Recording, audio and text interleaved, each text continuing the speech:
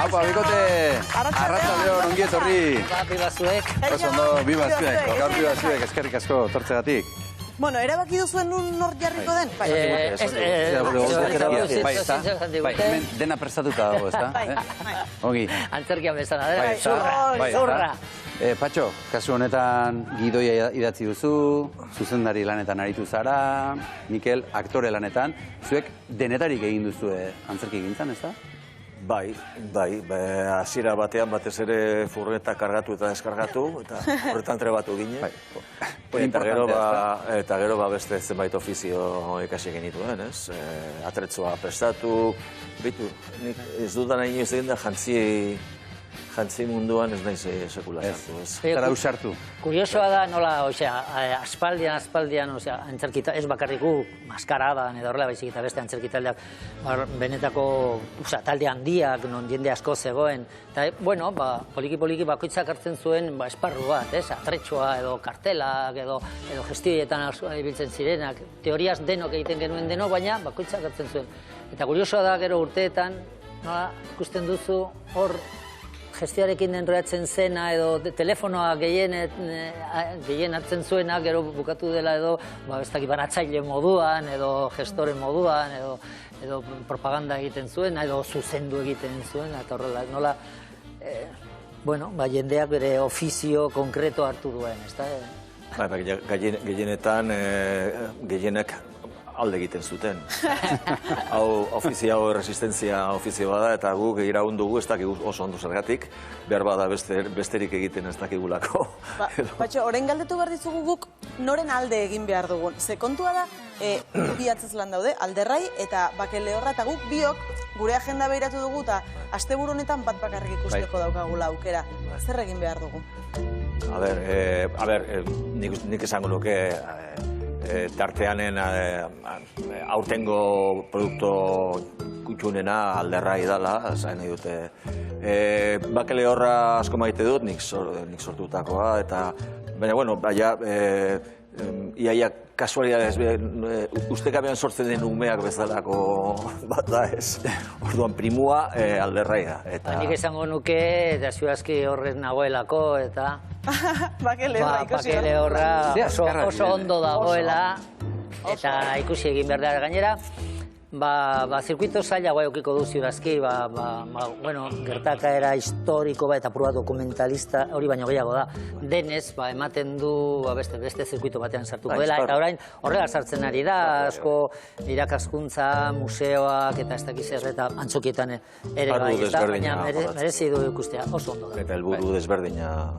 Honi ditzen zaio, txapel batekin bi buru ez dut, oso ongi. Bueno, orain txaitzen ingo dugu bi antzeslanei buruz, baina beste mago bat, garri bat dugu gure gana. Biba Mikel Elizegi. Zeik asko magia. Haupa Mikel, ongi etorri, arratsaldeon padrilla, magia gustatzen zait. Bai, gustatzen zaizu. Bai, magia borraz txikitan erosten genuen edo oparitu ziur eta gu magia egiten genuen. Mikel, zu ere batera eta bestera nahiko Alderrai ibiltzen zara, ezta? Askota, leku batera eta bestea lan asko, imar da hauek bezala, hauek lan asko egiten dut eta nik ere bai. Lan imarra, zeok hemen bizitzeko, ze imar dio. Halaxe da. Zuek zeiten zuten lana asko gutxi nola, bai. Tamainan, hor txutziko dut. Horrela batu, ezta? Zurekin jan, gero ingo dugu. Bai, ez da problemikan. Eta Alderrai aipatu dugula, Patxo, hasiko gara obrari buruz hitz egiten, kokatzen zer da Alderrai? Bueno, Alderrai buruan ideia hori sartu zitzaidan, azken finean, Alderrai hasiera batean neu naiz, esan nahi dute, Alderrai historio kontalari bada, ez? Apur bat Akap kapitaina bezalako Moby Dicken protagonista bezala obsesionatuta dago baleak harrapatzen eta obsesionatuta dago historio honak eizatzen eta pertsonaia historia da eta bere grina horrek garesti ordaindu du, bizitza latza eraman du eta bakardadea eta nekea nozitzen du, bere bizitzaren azkeneko partean, eta hor agertzen da bere apopilo bat, bere morroi bat, berarentzako lanean hasi den ezezagun bat, eta historioak kontatzen dituzte, jenteari historia kontatzen dizkiete, eta ohartu gabe historioak elkarri kontatzen hasten dira, azken finean euren artean daukaten kitatu gabeko zor bat kitatzeko. Mikel, esan du hasiera batean Patxok bera dela Alderrai, baina gero antzestokira joaten denak nor ikusiko du Alderraien paperean. Hori zuzara, ez da? Bai, eta nik ere oso ondo ulertzen dut, ez dakit Patxoren edo Alderrairen nahi eta ezin eta poz eta neke hoiek, eta, bueno, erreztasun apur bat badauka gutxi, ulertu egiten dute pertsonaia. Patxok esan duen guzti hau edo ulertu egiten dut, alde horretatik edo lagundu egiten dit, nik uste dute erdi ondo egiten. Eta kontatzen dituzuen historio guztiak dena fikzioa da? Bai, denak asmatutakoak dira. Gertatzen dena da, hain zuzen ere, antzeslanean agertzen direnak ustez dena da benetakoa. Hau da, historio eta pertsonaian estari honek badauka berezitasun bat, eta da kaleko jentea topatu eta haien historia kontatzen dituela. Eta gorrotu du fikzioak. Alderraik gorrotu du fikzioa. Berak ez du fikzioa sortzen, berak kaletik doa eta benetako pertsonaiak izatzen ditu eta pertsonaia horien historioak kontatzen ditu. Hori da, taula gainean agertzen den proposamena. Gertatzen da nik trampa egiten du da. Eta ere, Alderrai bezalako jende asistitzen da munduan, Asko daude, benetan. Bueno, gu Hemen bi. Bueno, bai, baina, per historiok eta kontatzen dituztena. Eta martxoan estrenatu zenuten, zer moduz, harrera, Mikel? Kostatzen zaigu komizitatearekin ibiltzen garena, baino gehiago. Hau da, bakizu, oso ezagunak gara, ez dokiru, formato horretan, ez dokero, eta horrela, ez da. Eta, kostatzen ari zaigu horrekin baino gehiago.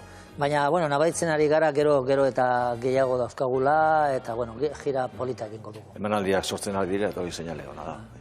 Bueno, emanaldiak aipatu dituzuela, baten bat horrela esateko urrengoa, edo nun izango den, edo horrelako zerbait? Ez dauka zerrenda hemen, baina, bueno, larun bat honetan berri zen. Apuntatu ingo dugu xean. Kulturetxean, zazpiretan.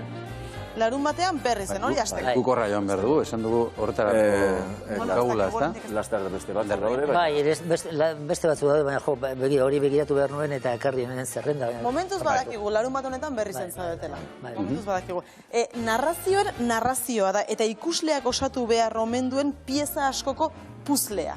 Bai, beraz historio kontatzen dira eta beraz historio horiek osatzen dut historio nagusia. Hau da, hasi eta bukaera arte kontatuko dan historia, ez? Amaierara arte argituko ez dan historio bat, ez? Bai, azken finean, historio bakoitza da puzlearen pieza bat, eta puzle horren pieza guztiak osatuta, azkenean osatzen da bion arteko historioa, konfliktoa...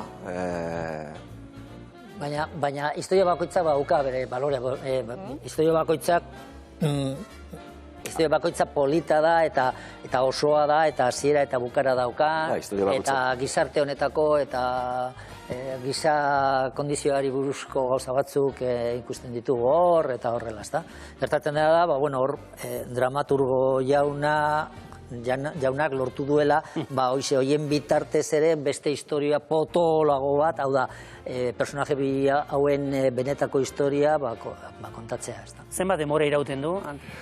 Ordu bete eta laurden. Eta zenbat historio edo kontatzen dira? Bederatzi historio. Asko. Ikusiko ditugu irudi batzuk? Aurrean txiki bat ikusiko dugu. Hau da, Alderrai. Oh, Christmas tree, oh, Christmas tree. 7 urteko neska bat da. Baldarra. Gizonezkoa, zaharren, eiztari zaharra. Nekatuen lapurra deituko dio. Ez aidazu, nola lapurtu didazun. Askatu, eta utzi dazu azaltzen. Ez eman beteko ez duzu nitza. Borreroa, ala biktimeko guzteak hautzi ditut. Pertsonaiak aurkitu eta haien historioak kontatu. Potolotsua zen. Niri kontatu zidaten bertsioa, desberdina da. Auto gidari maite mindua. Emakumea urtebete 67 zentimetro 8 kilo. Langile arrakastatsua. Kualifikaziorik gabeko peoia. Diputaziorako lan egin dut. Emakumearen maitada. Personaia violentoa dela. Morroi! Bala, zuretzako da, jauna. Hain inozoa naizela uste duzu. Hori bai, tanto hori! Zertarako nekatu lehertu arte pertsonaia berezien bila? Pertsonaiak! Hurbildu eta ezagutu pertsonaiarik harrigarrienak!